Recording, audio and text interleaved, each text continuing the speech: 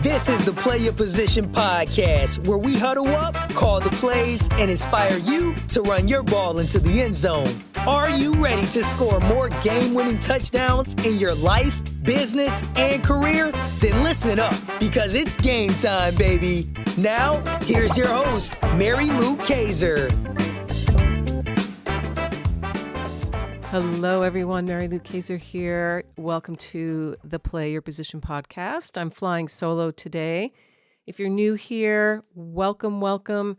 This is a great show about all kinds of things, but with a central theme of what it means to lead our lives. And I spend a lot of time talking with amazing people about the concept of leadership, how it has evolved over time, what are some of the tenets of leadership in the 21st century, and then everything in between. And today I want to be talking about why we love March Madness. At least the people in my circle love March Madness. Not everybody's a sports fan, and I get that. So if basketball and March Madness mean nothing to you, then I would recommend spending your time perhaps listening to something else, although I like to believe that there are universal lessons, and this is a shorty today, so you might stick around for the next 5 to 10 minutes and just see what you think about what I have to share.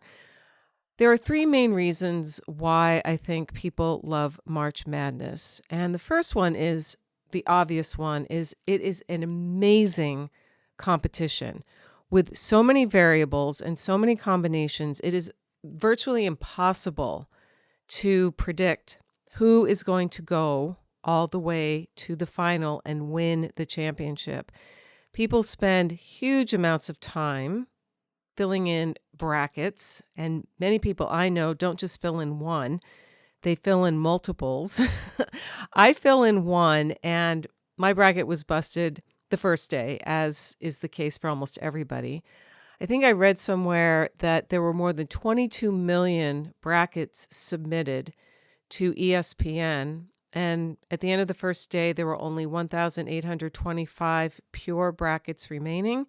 And then by the next day, there were less than 100, and then there were none. And so, you just can't predict who's going to show up. And rankings have something to do with it sometimes, but as one of my favorite analysts and former NBA players, Charles Barkley, likes to say, you just don't know. You just can't predict.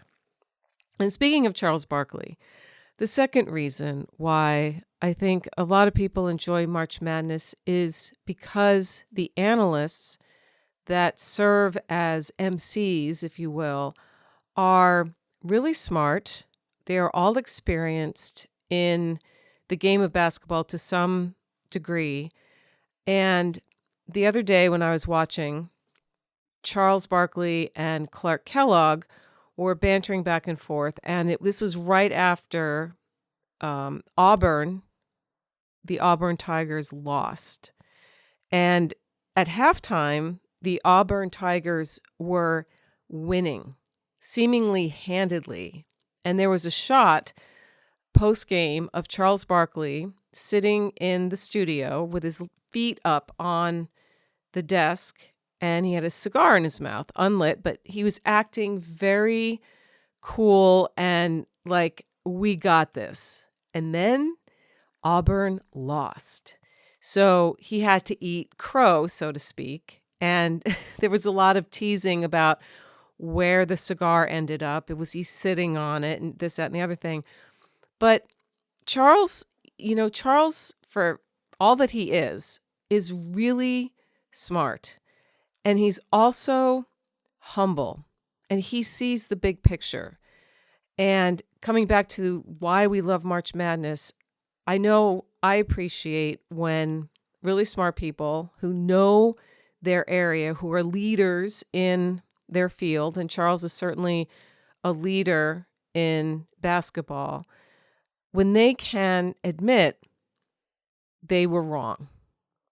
And he, of course, was, making a bunch of noise about the fact that his alma mater went down early. And Clark looked at him and said, you know what? Self-awareness is a really good characteristic to have. And Charles said, admitting, he goes, I have self-awareness. I really like that. I like if you spend some time listening to the analysts between games or at the halftime or when the night is ending and they're wrapping everything up. These are intelligent humans who understand not only the game of basketball, but they understand people. They understand how much emotion is involved. They understand how much work it took to reach the 64 teams that entered the tournament at the beginning, right? And then within a few days, we're down to the Sweet 16. So it's one shot, right? Each team has only one shot. And that is, I think, the third reason why so many people love March Madness is every game means something. Unlike the professional sporting world, the NBA, the NFL, the MLB, the NHL, where in order to win a championship, teams play multiple games against one another. March Madness isn't that way. You got one shot and you're one and done. So when you think about how much has to go into preparing mentally, physically, emotionally for that particular opportunity, I think it speaks volumes about being a human being. And so many of the themes that I love to talk about here on the Play Your Position podcast, things like self-awareness, things like belief, things like leadership. Who are we going to look to lead us through this game? The coaches are involved. The parents are involved. The fans are involved. The players are involved. The media is involved. There are so many people involved. And I'm going to cheat here and add a fourth reason. When you watch these young men and then young women play in March Madness, you are watching pure heart. They are playing for the right reasons. They have not been awarded enormous salaries. They have not become the next big thing. Yes, NIL is involved now, so some players are earning money from playing sports. But at the end of the day, they're playing for school pride. They're playing for each other. And there's nothing else like it in the sporting world. Nothing. Nothing comes close to what you see during March Madness. And I think that's why so many of us love it. And we tune in every year and we get excited as we get closer and closer to when the tournament is going to start. And I want you to take away from this in your own life the things that you really play full out in with pure heart. You're not doing it to make another sale. You're not doing it because you're looking for a promotion. You're not doing it to please somebody or to show off or to, win the prize, whatever the prize may be. But you show up to something and you give it everything you've got because you love it and because it matters and it makes a difference to yourself and to the people around you. That it gets me thinking about that. And, in all fairness, I show up to the mic here at PYP because I love it. I'm not paid to do this. I don't have a bunch of sponsors the way some podcasters do. I'm not on the tip of everybody's tongue in terms of who's listening to me. I know, Team PYP, you're out there, and I appreciate you. I have from the very start, because without you, I'm doing this really ultimately for myself, and there's nothing wrong with that.